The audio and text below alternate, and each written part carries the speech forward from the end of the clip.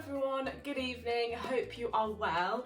In today's video we're going to run through some tips of how to maintain motivation as an online student who also has a full-time job. So my name is Jade and I work for Open City College in the marketing team. However, I am also a student. I'm studying for my CIM qualification, which is the Chartered Institute of Marketing qualification. So I do that alongside my 9-to-5 job. And I'm actually just about to do a study session now after I've finished talking to you. So I just thought that I would run through some tips and tricks on kind of how to maintain that motivation and basically how to study alongside your full-time job. I think it's really great that I am an online student as well, as I know exactly what our audience go through. So obviously we talk to online students every day, we promote online learning, we sell distance learning courses, but me, I actually understand it. You know, I do study online alongside current commitments, so I do that at my own pace from home. This is a bit of a different video today. It does feel strange to be sat here in my pyjamas talking to you in my bedroom, but this is the reality of online learning. We could study in our own home environments after work in the evening. So yes, I'm just speaking from my experience of working in 9-to-5, but also working towards a goal of studying and gaining a qualification. So I'm just going to run through, just have a casual chat with you basically about what I do or my advice to be able to study around a full-time job and maintain that motivation, especially as the nights are getting darker. You do come home from your 9-to-5 job, it's dark, you don't feel like studying, you kind of feel like just crawling in bed under your duvet, but hopefully these tips will help with those kind of study blues and get you motivated for evening study sessions after your job. So, my first tip, I've got my little script on my laptop here. My first tip is your environment.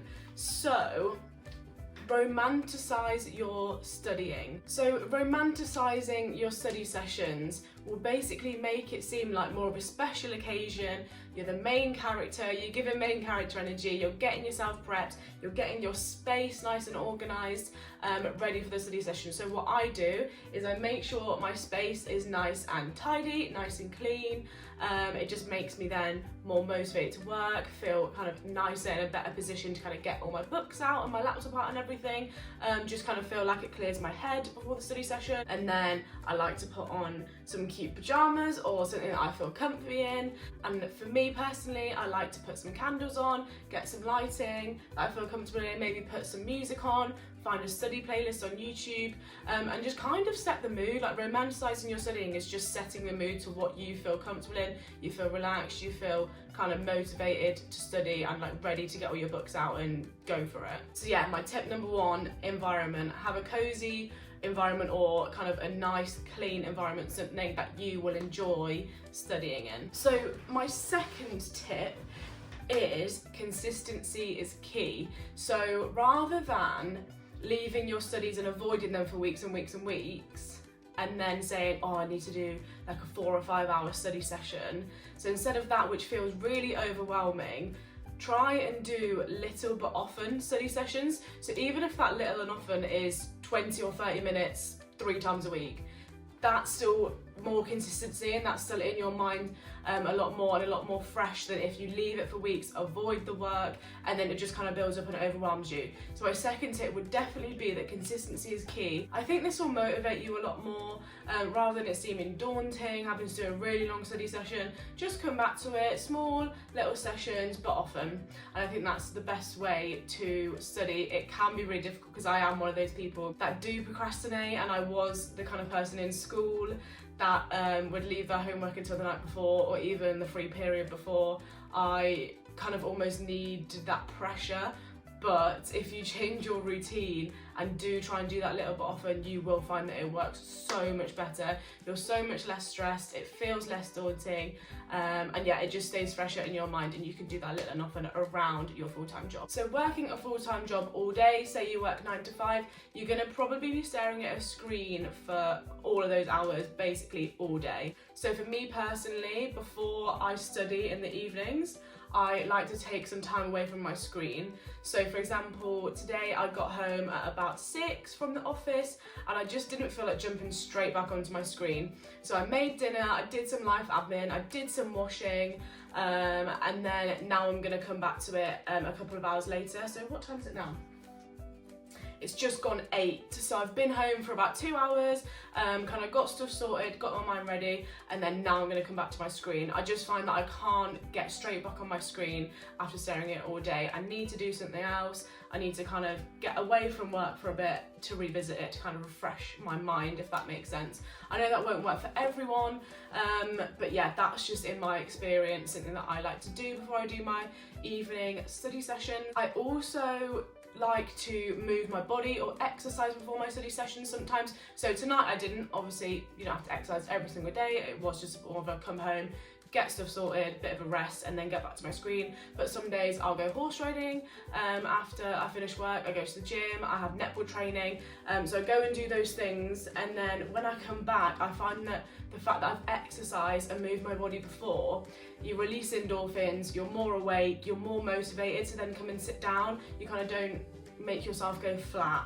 So also, if you can, or if you like exercise, if you like moving your body, even if that's going for a walk, doing some Pilates or yoga on a YouTube tutorial, anything like that.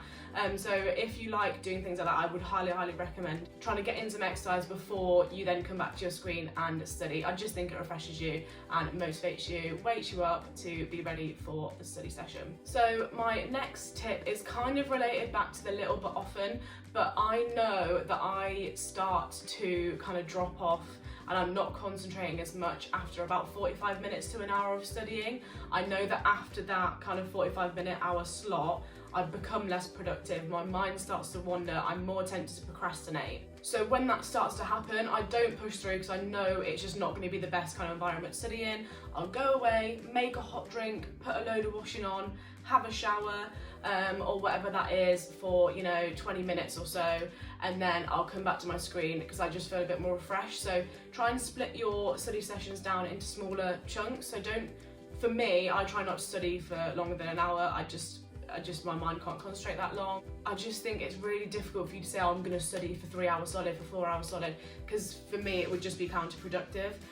So yeah, in my experience, kind of maybe to even set a timer on your phone for 45 minutes or an hour, or watch one webinar that's an hour long or whatever, and kind of split your study sessions down into smaller chunks. So I'll probably do maybe 45 minutes to an hour now, and then go make a hot drink, do a bit of life admin or whatever it is, and then I'll come back for maybe another half an hour, 45 minutes, and I'll just split it into 2 halves. It's less daunting. Kind of, if you say to yourself, I'm just going to study for half an hour, 45 minutes, an hour, it seems less daunting, and then you're just giving your mind a bit of a rest. You can check your phone, and then for me, I'm just less likely to procrastinate because I know it's just for those like shorter spurts, if that makes sense. So yeah, maybe set timers for your evening studies so that it doesn't seem so overwhelming. Tip number 5 is when I've actually finished my studies, I will completely close my laptop, put it away in my bag, put it away on my desk, and completely switch off from the session I just did.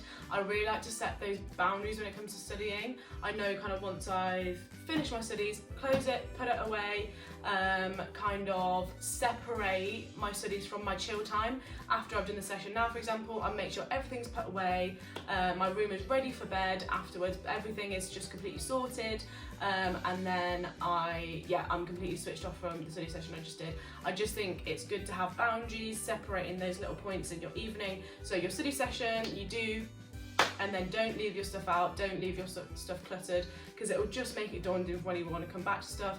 Your environment gets messy and it's just for the mind, it's probably not as motivating. So yeah, make sure you close your laptop, completely switch off, and then make sure to have some like cozy evening time, go and chat to people, go and chat to your family, friends, whatever it is, and just make sure that you do have that work-life balance.